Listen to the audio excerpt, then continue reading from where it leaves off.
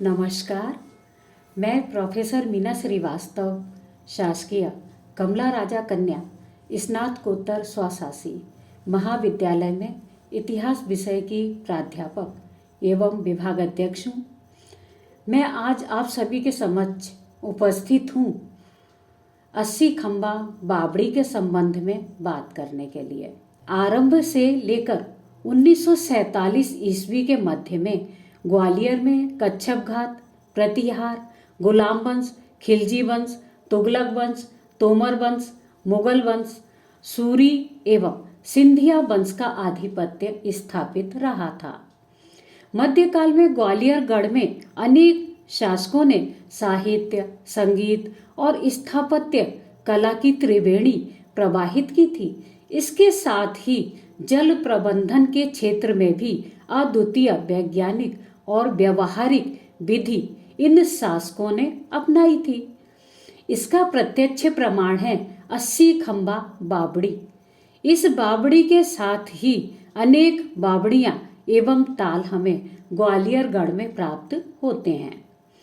उपर्युक्त जल स्रोतों में ग्वालियर गढ़ में स्थापित 80 खंबा बावड़ी अपने आप में महत्वपूर्ण स्थान रखती है।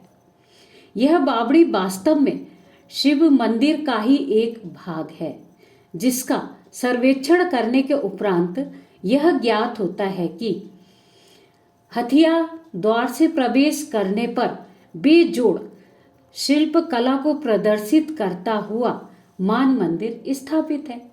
मान मंदिर के निकट ही महल की पश्चिमी दीवार से लगी हुई 80 खंबा बावड़ी निर्मित है। इस बावड़ी का निर्माण किसने करवाया था, ऐसा कोई भी अभिलेख हमें प्राप्त नहीं होता है। जनश्रुति यह है कि राजा मानसिंह के समय में शिव मंदिर था। वे प्रातः काल भगवान शिव की आराधना करने के लिए यहाँ आते थे।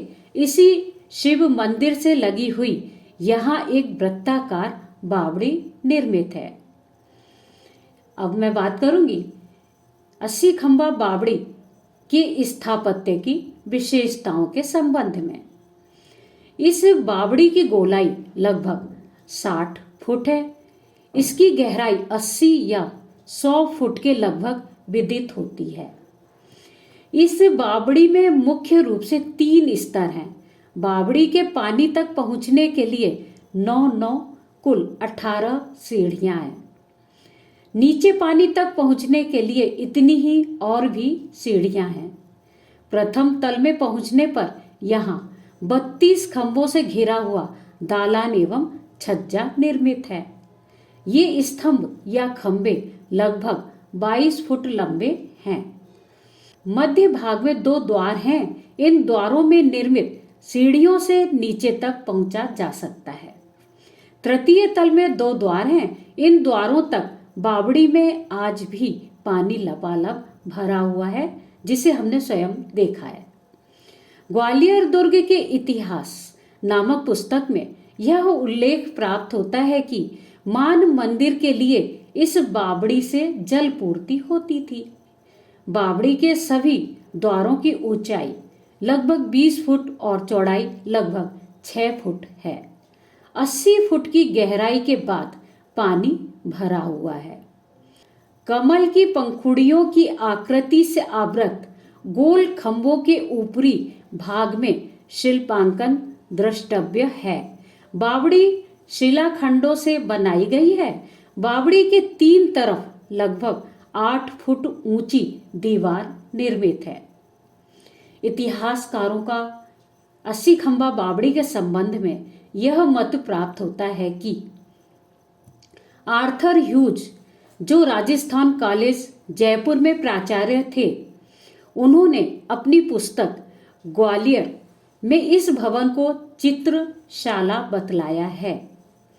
लाल बहादुर सिंह, जो कि पुरातत्व विभाग में हैं, उनके अनुसार 80 खंबा बावड़ी के पास उत्तरी भाग में बावड़ी से जुड़ा हुआ स्तंभों पर आधारित एक विशाल भवन है, जो आजकल रहीम दाद का मदरसा के नाम से प्रसिद्ध है।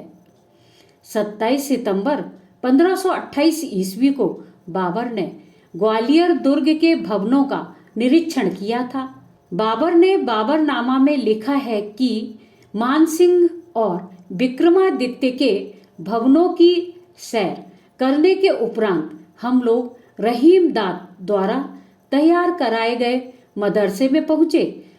उसे उसमें एक बड़े फौज के किनारे बनवाया था। प्रसिद्ध इतिहासकार और साहित्यकार डॉक्टर हरिहर निवास द्विवेदी के अनुसार मान मंदिर के सामने बाईं ओर कोई बहुत बड़ा मंदिर था। बाबर के गोपाचलगढ़ के सूबेदार रहीम दाद खां ने उसका अग्रभाग तोड़वाकर वहां मेहराबदार द्वार बनवा दिया और उसका नाम रहीम दाद का मदरसा रख दिया और यहाँ कुरान शरीफ पढ़ाया जाने लगा। यह मंदिर संभवतः डूंगरेंद्र सिंह तोमर के समय में बना था। बाबर ने जिस हौज का वर्णन किया है वह हौज नहीं बावड़ी है। पूरा निर्माण भी रहीम दाद ने नहीं कराया था। पुराने मंदिर के सामने उसने दरवाजा मात्र बनाया था। अंत में निष्कर्ष रूप से उपर्युक्त संपूर्ण विवरण एवं प्राप्त अभिलेखों तथा 80 खंबा मंदिर एवं बावड़ी से प्राप्त प्रमाणों के आधार पर हम कह सकते हैं कि यह 80 खंबा बावड़ी नामक स्थान पूर्व में शिव मंदिर था, जिसका निर्माण तोमर शासक द्वारा किया गया था। बाबर के समय में इस मंदिर में रहीम दाद ने कुछ हेर फेर किए इस शिव मंदिर को मदरसे के रूप में परिवर्तित कर दिया। मुगल शासन काल में धार्मिक असहिष्णुता की नीति के परिणाम स्वरूप यह शिवलिंग गोपाचलगढ़ के नीचे फेंक दिया गया, जो सिंधिया काल में कोटेश्वर महादेव के भव्य मंदिर में स्थापित हो गया। वर्तमान में यहाँ अनेक श्रद्धालु आते हैं और प्रतिदिन पूजा अर्चना होती है। मेरा शोध पत्र गोपाचलगढ़ का शिव मंदिर और 80 खंबा बावड़ी आप अवश्य ही पढ़ेंगे। यह मेरा शोध पत्र पुस्तक का नाम है मध्यकालीन भारत में जल प्रबंधन, जिसके संपादक हैं प्रोफेसर डॉक्टर विनय श्रीवास्तव जी, जो कि शासकीय छत्रसाल कला महाविद्यालय पन्ना में पदस्थ हैं। तो इस पुस्तक में आप अवश्य ही पढ़िएगा। धन्यवाद। Thank you.